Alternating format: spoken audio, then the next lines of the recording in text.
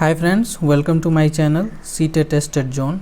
Friends, ये CTET SST paper 2 का second class है, जिसमें कि मैं क्लास 6 का एनसीईआरटी करा रहा हूँ हिस्ट्री का, जिसमें कि मैंने एक क्लास करा रखा है हिस्ट्री का क्लास 6 का चैप्टर 1 और चैप्टर 2 करा रखा है। ये चैप्टर 3 और चैप्टर 4 है इसमें फ्रेंड।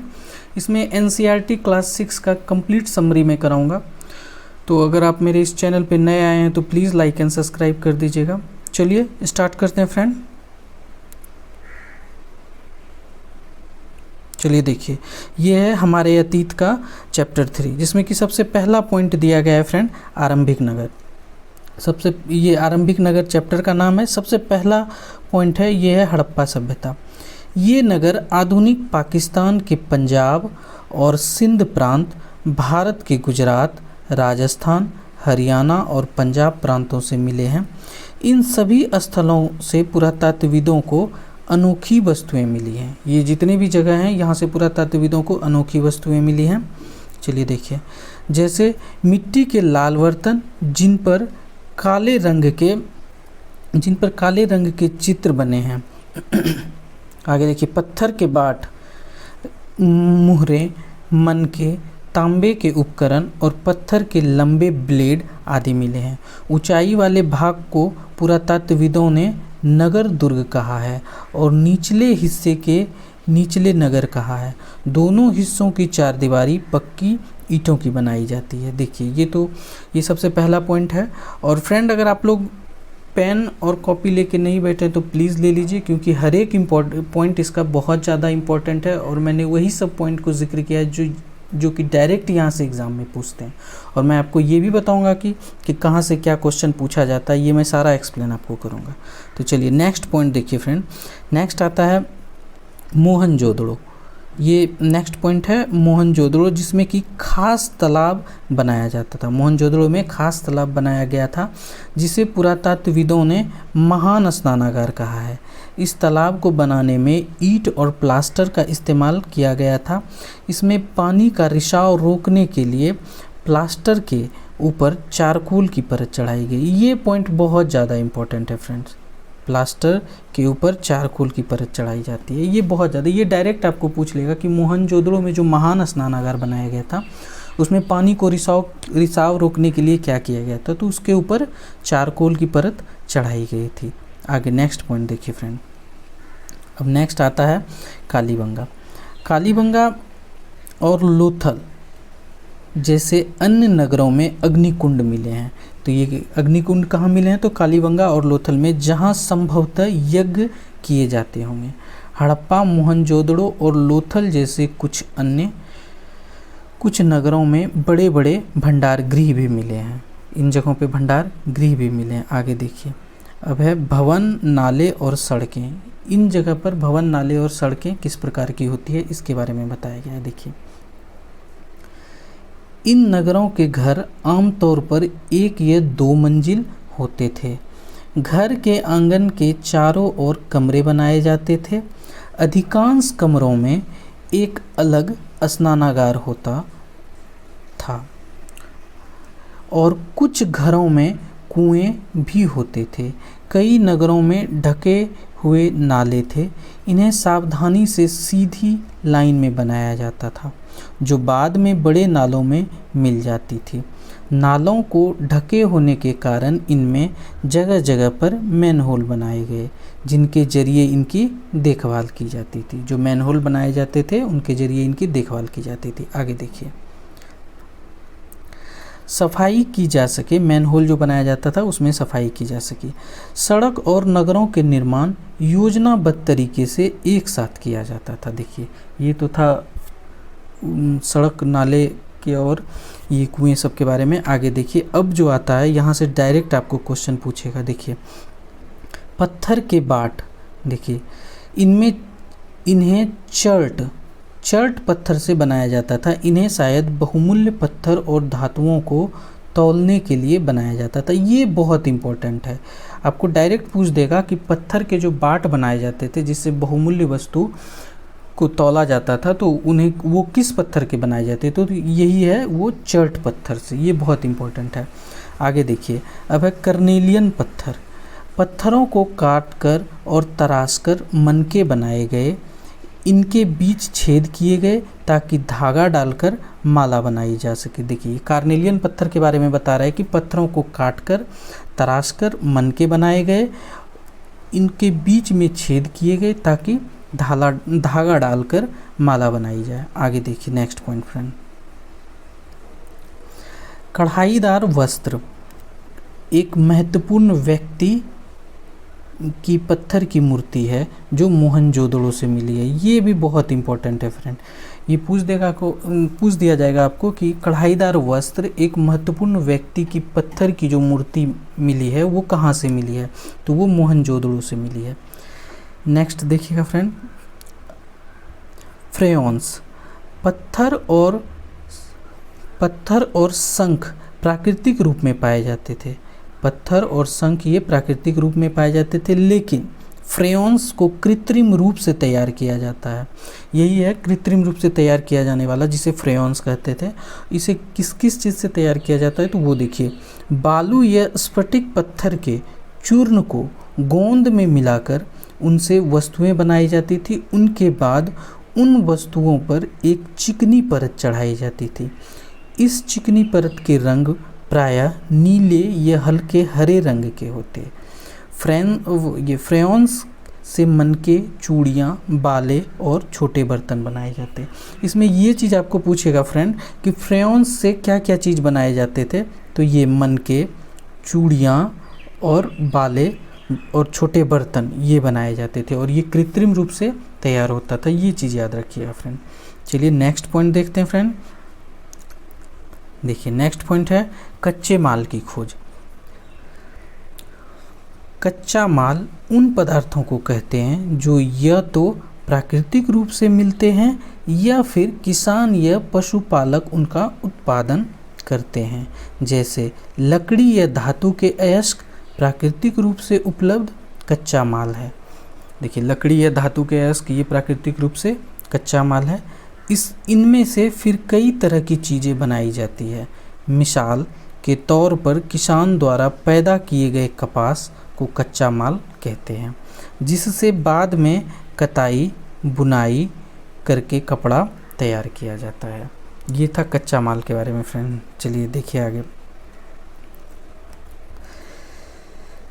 हड़प्पा में लोगों को कई चीज़ें वहीं मिली थी, लेकिन तांबा, लोहा, सोना, चांदी और बहुमूल्य पत्थर जैसे पदार्थों का वे दूर दूर से आयात करते हैं। इसमें यह कहा गया है फ्रेंड कि हड़प्पा में लोगों को बहुत सारी चीज़ मिली थी, लेकिन कुछ ऐसी बहुमूल्य वस्तुएं थी और कुछ ऐसी वस्तुएं थी जिन्हें कि दूसरे देश से आयात कराया जाता था। जैसे तांबा, लोहा, सोना, चांदी, बहुमूल्य पत्थरें, वो कहाँ से क्या आयात कराई जाती, ये बहुत इंपॉर्टेंट है फ्रेंड। यहाँ से डायरेक्ट आपको पूछेगा।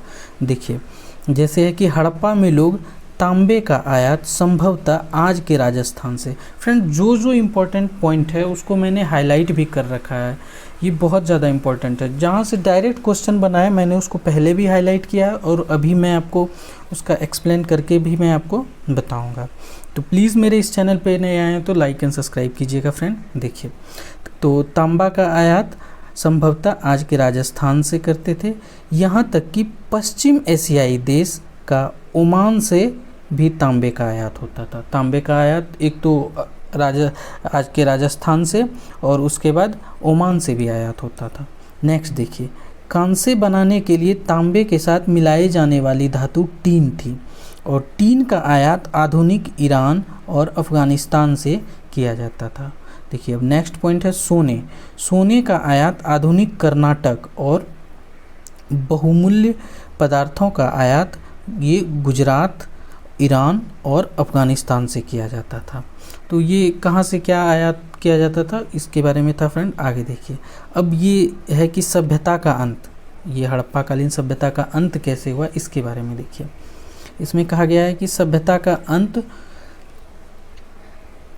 कुछ विद्वानों का कहना है कि नदियाँ सूख गई, अन्य का कहना है कि जंगलों का विनाश हो गया था। इसका कारण ये हो सकता है कि ईंट पकाने के लिए ईंधन की ज़रूरत पड़ती। नेक्स्ट देखिए, पड़ती थी। इसके अलावा मवेशियों को बड़े बड़े झुंडों से चारागाह और घास वाले मैदान समाप्त हो गए होंगे। कुछ इलाकों में बाढ़ आ गई, लेकिन इन कारणों से यह स्पष्ट नहीं हो पाता है कि सभी नगरें का अंत कैसे हो गया, क्योंकि बाढ़ और नदियों के सूखने का असर कुछ ही इलाकों में देखा गया है। इसमें कहा गया है फ्रेंड कि इन सब चीज़ों से ये स्पष्ट नहीं होता है कि कहाँ से, इन सभी चीज़ों से ये स्पष्ट नहीं होता है कि ये सभी कारण थे सभ्यता का अंत होने का, लेकिन बाढ़ और नदियों के सूखने का प्रमाण कुछ इलाकों से मिला है। तो ये इसके बारे में, ये चैप्टर 3 का कुछ इंपॉर्टेंट पॉइंट था फ्रेंड, जो कि मैंने आप लोगों के साथ डिस्कस किया। अब इसके बाद आते हैं चैप्टर 4। प्लीज़ फ्रेंड आप लोग नोट ज़रूर कीजिएगा, क्योंकि ये आपको एग्ज़ाम के समय में आपको ये रिवीजन करने में बहुत ज़्यादा हेल्पफुल होगा। तो चलिए फ्रेंड चैप्टर 4 स्टार्ट करते हैं। चलिए देखते हैं फ्रेंड। देखिए अब चैप्टर 4 का है कि क्या बताती है हमें किताब और कब, ये चैप्टर 4 का हेडिंग है। देखिए सबसे पहले आता है इसमें वेद। वेद 4 हैं, ऋग्वेद, सामवेद, यजुर्वेद और तथा अथर्ववेद। सबसे पुराना वेद ऋग्वेद है, जिसकी रचना लगभग 3500 साल पहले हुई। ऋग्वेद में 1000 से ज़्यादा प्रार्थनाएं हैं, जिन्हें सूक्त कहा गया। सूक्त का मतलब है अच्छी तरह से बोला गया। ये विभिन्न देवी देवताओं की स्तुति में रचे गए हैं।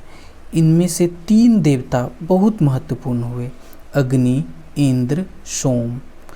अग्नि आग का देवता, इंद्र युद्ध का देवता और सोम एक प्रकार का पौधा था। देखिए सोम एक प्रकार का पौधा है जिससे एक खास पेय बनाया जाता था। ऋग्वेद का उच्चारण किया जाता था और श्रवण किया जाता था, ना कि पढ़ा जाता था। ऋग्वेद के बारे में ऐसा कहा गया है। चलिए नेक्स्ट देखते हैं। ऋग्वेद से एक क्वेश्चन डायरेक्ट आपको मिलेगा फ्रेंड्स। और आगे देखिए नेक्स्ट मैं आपको बता रहा हूँ, ये संस्कृत भाषा, यहाँ से भी क्वेश्चन आपको डायरेक्ट पूछेगा कि संस्कृत जो है ये कहाँ की भाषा है, और इसे भारोपीय भी बोला जाता है। भारोपीय यानी भारत और यूरोप की भाषा परिवार का हिस्सा है संस्कृत। संस्कृत कहाँ की भाषा है? भारत यूरोप भाषा परिवार का हिस्सा है। नेक्स्ट पॉइंट देखिए, इंद्र के कुछ सूक्त वार्तालाप के रूप में ऋग्वेद के कुछ सूक्त वार्तालाप के रूप में है। विश्वामित्र नामक ऋषि के बारे में देखिए, विश्वामित्र ने, ये एक स्टोरी है कि विश्वामित्र ने 2 नदियों से जो बात की और उनसे अपनी प्रार्थनाएं की, जो व्यास और सतलज के बारे में है। मैं आपको ये भी बताऊंगा आगे। तो चलिए देखते हैं फ्रेंड। देखिए देवियों के रूप में पूजित 2 नदियां व्यास और सतलज के बीच में यह संवाद एक ऐसे ही सूक्त का अंश है। देखिए नेक्स्ट, ये विश्वामित्र ने जो दो नदियों से वार्तालाप किए हैं उसमें व्यास और सतलज के बारे में जिक्र है। आगे देखिए अब आर्य किस किस चीज़ों की मांग करते हैं। देखिए मवेशी, घोड़े और रथ। ऋग्वेद में मवेशियों, बच्चे, खासकर पुत्र और घोड़ों के प्रति प्राप्ति के लिए अनेक प्रार्थनाएं हैं। ये आर्य के विषय में कहा गया है। घोड़ों की लड़ाई में रथ खींचने के काम में लाया जाता था। इन लड़ाइयों में मवेशी जीत कर लाए जाते थे। लड़ाइयाँ वैसे ज़मीन के लिए भी लड़ी जाती थी, जहाँ अच्छे चारागाह हो। देखिए अच्छे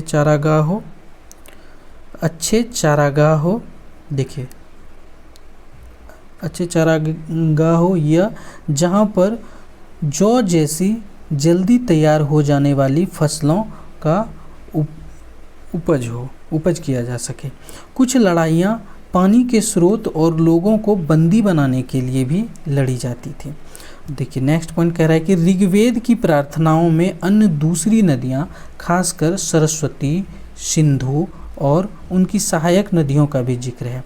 गंगा और यमुना का उल्लेख सिर्फ एक बार। ये बहुत इंपॉर्टेंट है फ्रेंड, आपको डायरेक्ट पूछ लिया जाएगा कि कौन से ऐसे नदी हैं जिसका कि ऋग्वेद में सिर्फ एक बार जिक्र है, तो वो गंगा और यमुना। सरस्वती का सबसे ज़्यादा जिक्र है और सबसे पवित्र माना गया है सरस्वती नदी को ऋग्वेद में। चलिए देखिए अब नेक्स्ट पॉइंट आता है महापाषाण, जिसे मेगालिथिक कहा जाता है। देखिए शिलाखंड महापाषाण, महा यानी बड़ा और पाषाण पत्थर नाम से जाना जाता है। महापाषाण का महा का मतलब बड़ा और पाषाण पत्थर को कहा जाता है। देखिए ये पत्थर दफन करने की जगह पर लोगों द्वारा बड़े करीनों से लगाए गए थे। महापाषाण कब्र बनाने की ये प्रथा लगभग 3000 साल पहले शुरू हुई। यह प्रथा दक्कन, दक्षिण भारत, उत्तर पूर्वी भारत और कश्मीर में प्रचलित थी। सबसे ज़्यादा ये महापाषाण की प्रथा कहाँ कहाँ प्रचलित थी, तो एक बार मैं फिर से बता रहा हूँ। दक्षिण भारत, उत्तर पूर्वी भारत और कश्मीर में सबसे ज़्यादा प्रचलित थी। अब देखिए इन सब कब्रों में कुछ समानताएं हैं। सामान्यतः मृतकों को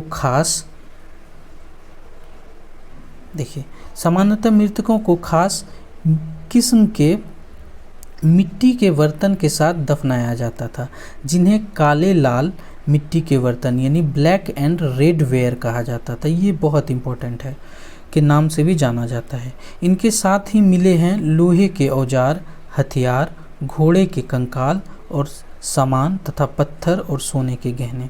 ये क्वेश्चन आपको फ्रेंड इसमें से जो इम्पोर्टेंट पॉइंट है उसमें से आपको पूछा जाएगा कि किस बर्तन में दफनाया, मतलब किस बर्तन में जो कि मिट्टी का बर्तन बनाया जाता था जिसमें कि उसको दफनाया जाता था पैक करके, जिससे कि मम्मी के टाइप से हो, तो उसको ब्लैक एंड रेड वेयर के नाम से जाना जाता था। चलिए नेक्स्ट पॉइंट देखिए फ्रेंड। अब इनाम गांव, ये इनाम गांव यह भीमा की सहायक नदी घोड़ नदी के किनारे का जगह है। घोड़ नदी के किनारे का जगह है। इस जगह पर 3600 से 2700 साल पहले लोग रहते थे। यहाँ वयस्क लोगों को प्रायः गड्ढे में सीधे लिटाकर दफनाया जाता था। उनका सिर उत्तर की ओर होता था, जहाँ पर उन्हें घर के अंदर ही दफनाया जाता था। इनाम गांव में पुरातत्वविदों को गेहूँ, जौ, चावल, दाल, बाजरा, मटर और तिल के बीज मिले हैं। कई जानवरों की हड्डियां भी मिली हैं। देखिए इनाम गांव के बारे में फ्रेंड्स आपको पूछेगा कि कहाँ पर जो मृतकों को दफनाया जाता था उनका सिर उत्तर की ओर करके दफनाया जाता था, तो ये इनाम गांव के बारे में जिक्र होगा। सिर उत्तर की ओर करके दफनाया गया था इनाम गांव से। और इनाम गांव से क्या क्या मिले हैं? गेहूँ, जौ, चावल, दाल, बाजरा, मटर और तिल के बीज मिले हैं। तो फ्रेंड्स ये चैप्टर 3 और 4 का समरी था फ्रेंड, SST हिस्ट्री क्लास 6 का। और आगे फिर इसके बाद जो क्लास आएगा फ्रेंड उसमें चैप्टर 5 और 6 का होगा। तो friends thank you for watching, please like and subscribe कीजिए। Thank you friends.